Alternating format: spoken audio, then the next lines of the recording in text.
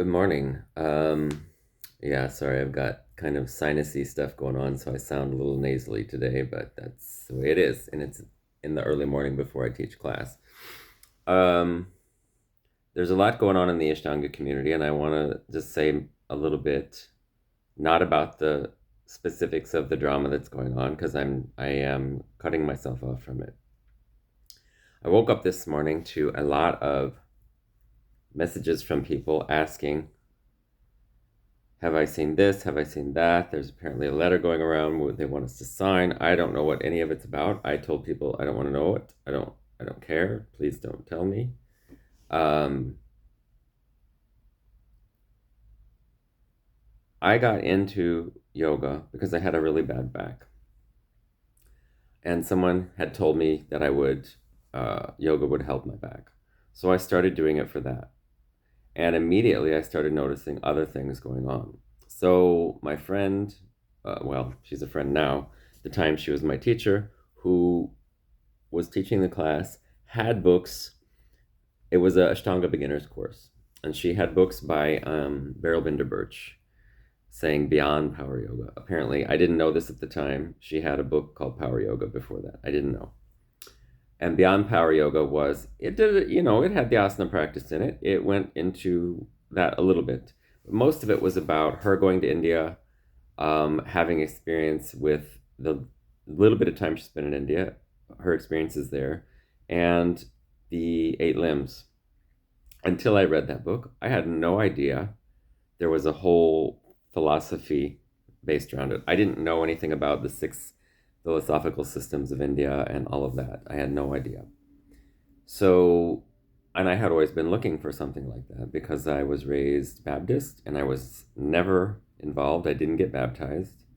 I didn't enjoy it. At one point in time, I was trying to enjoy it because I really wanted something spiritual. I was young and I always wanted something spiritual. I kind of have been pulled towards. So in India, they would say it was my karma. It's in my past lives, I was that way. So whether or not that's true, that's neither here nor there to me because I felt the feelings. So I got into it for my back at first. And then when I realized there was more, I thought, okay, I can keep doing this and studying this stuff. So I did that.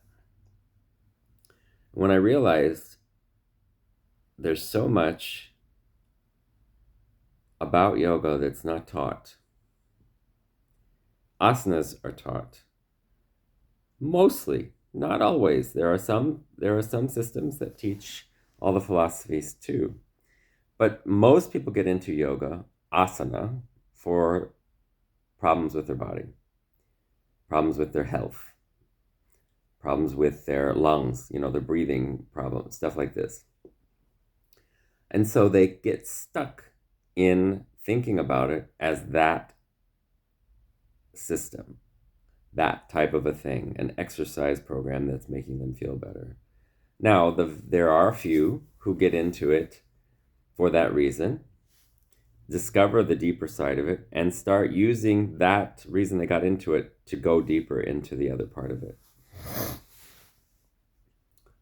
And that was what I was doing. So when I went to India, it was because I wanted to experience India, but I also had wanted to go practice with Pattabhi Jois because I heard so much about it. And I never did that. So when I finally went, 14 years after I already had been practicing Ashtanga, I had already been practicing Kundalini Yoga. I had practiced and learned Anusara Yoga also. I was going because I wanted to connect with the lineage of the system. I was going also because I know in India, a lot of people live by these philosophies I had been studying, and I wanted to experience it myself. So if you are getting all caught up in the drama of all this stuff, that tells me you haven't gone any deeper than the surface level, than the physical level. And yes, that's a judgment on my part. It could be very well, I don't know the situation for you, and I'm not judging each person individually other than the ones that I do know. But I think this is the biggest problem that occurs with people who are obsessed with the asana practice. Asanas are great. They do a lot of things, and you can live the philosophy through the asana practice also. But because of social media, because of, say, Instagram and Facebook, but probably more Instagram and TikTok. I've never seen TikTok, so I don't know. Um, People putting themselves in these fancy poses, they're not showing the struggle and the years they took to get to be able to do that posture. They're just showing the pose and giving you a fancy talk at the bottom saying something that's supposed to inspire you or giving some quote. But it has cultivated in people this need to keep going, pushing, and doing more and more asanas, and especially in this Ashtanga system, the asanas kind of get crazier as you go along. They don't get, if you're doing them, they don't seem crazier. They seem like the next stage. So it's actually in defense, because I did a third series for a long time. But one thing that always sticks with me is, my favorite part of the week, every week, when I would be in Mysore for 3 months every year, was conference. I hated lead class, but after lead class, we got conference. And when I first started going there, conference was in the afternoon. So we did lead class in the morning. We came back, we had a whole day, we came back and had a nice little lovely time sitting, listening to him talk about the philosophy and all that stuff. And that was always my favorite part, because it was where his knowledge of that stuff came out, Shrat I'm talking about. And one time he said, I know someone who, he said, because you're doing it, he said it more than one time, but the first time I heard it, he said, there are people who are doing advanced series who are not big yogis. And he said, I know people who are doing half primary or less who are big yogis. Being a yogi doesn't mean that you can do these fancy things. It means something else. Yoga means connection. Yoga means union with the divine. And it doesn't mean union with the divine out there. It means union with the divine in here. So if you're going inside yourself during your practice, getting to a deep level, understanding why you can't do this thing, and being okay with it, you're more of a yogic type of a person than these people who can do that stuff fairly easily. I also think people who can do the fancier and more advanced stuff fairly easily are not necessarily good teachers, because if you struggle to do stuff, and I know people who are advanced practitioners who are certified teachers,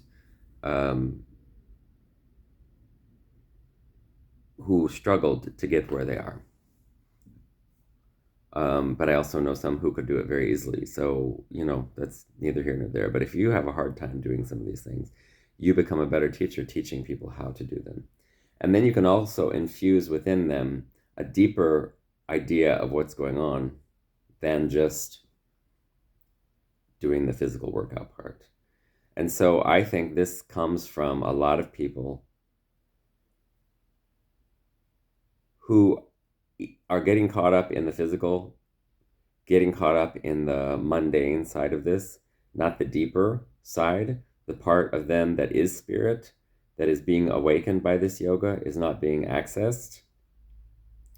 And so this is what we get. We get a bunch of yogis acting like humans. And everyone says, but we are human. Yes, we are human. But the idea of being a yogi is not a light thing. In the scripture, it says, he who calls himself a yogi is the furthest thing from being a yogi. It also says the same thing about guru. He who names himself guru is anything but a guru. That's my paraphrasing of the Shastric words. So it's time for people to take a step back and think about this and put a little bit of thought into the path of it, and not so much focus on the asana part of it, and focus on themselves and not so much on everyone else. And that's just my opinion. And that's all I've got to say right now. And I put a post up asking to people to stop sending me messages and asking what's going on, or are telling me more information about it. I'm no longer interested, and I could be very close to closing my account on Facebook and Instagram, because I'm just tired of it. Anyway, have a great day. Love everybody, and see you soon.